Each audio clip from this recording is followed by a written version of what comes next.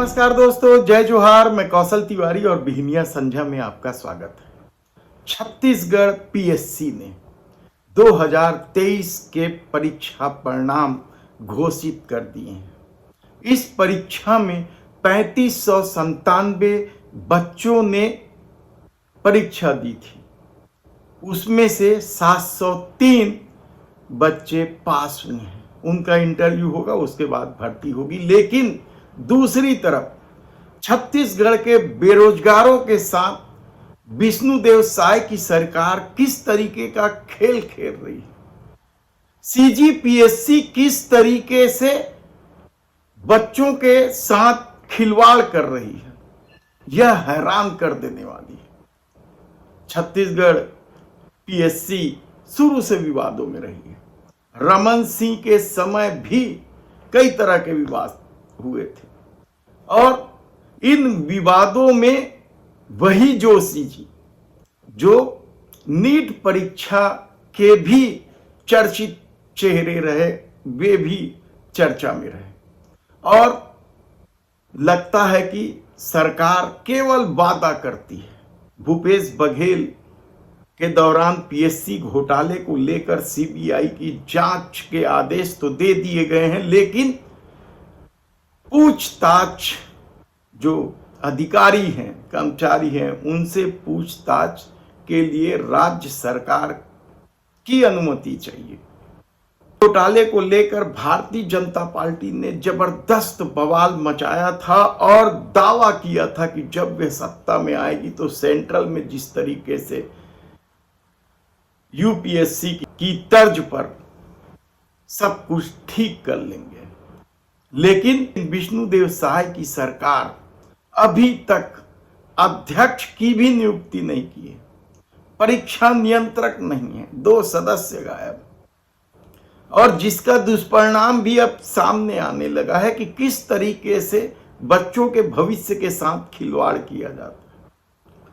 प्रारंभिक परीक्षा में 6 प्रश्न गलत थे, उसके उत्तर गलत थे, उसे विलोपित किया गया था। और अब परिवहन उप निरीक्षक की जो परीक्षा हुई उसमें 150 प्रश्न थे और उसमें से 14 प्रश्न गलत थे, उसके उत्तर गलत थे। और इसे लेकर जब बवाल मचा तो 14 प्रश्न विलोपित कर दिए गए। यानी आप सोचिए कि किस तरीके का खेल चल रहा है। इसे लेकर कांग्रेस ने तीखा हमला किया है।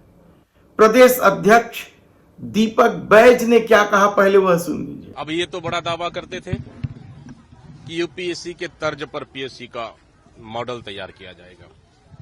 क्या हुआ इसका? आज तक चेयरमैन नहीं बन पाया। भगवान भरोसे यूपीएससी का, ये पीएससी का एग्जाम हो रही है और 14 सवाल गलत आ रहे हैं। तो किसको फायदा पहुंचाने के लिए?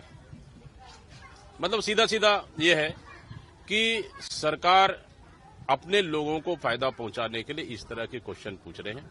और इस गड़बड़ी की भी सीबीआई जांच कराएंगे क्या? जो 14 क्वेश्चन गलत हुए, क्यों हुए? हम सवाल पूछते हैं भारतीय जनता पार्टी से। दीपक बैज के बयान के बाद यह सवाल स्वाभाविक तौर पर उठता है कि क्या सचमुच प्रश्न पत्र को लेकर सरकार सीरियस नहीं? न ही पीएससी के चेयरमैन को लेकर ही वह गंभीर है। कई तरह के सवाल हैं। नियुक्ति नहीं होने की वजह से भी क्या इस तरह का गड़बड़ झाला हो रहा है?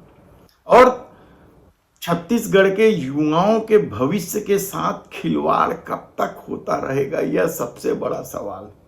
लेकिन जो भारतीय जनता पार्टी जब विपक्ष में थी और प्रश्न पत्रों के इसी तरह के खेल सामने आने पर बवाल मचाती थी, उसके नेता क्या कहते हैं सुन लीजिए।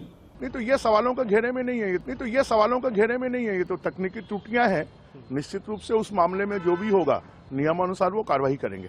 यानी आप समझिए कि पीएससी को लेकर ना तो सरकार गंभीर है और न ही पीएससी ही गंभीर है। ऐसी परिस्थिति में छत्तीसगढ़ के बेरोजगारों के साथ छल कब तक होता रहेगा। धन्यवाद।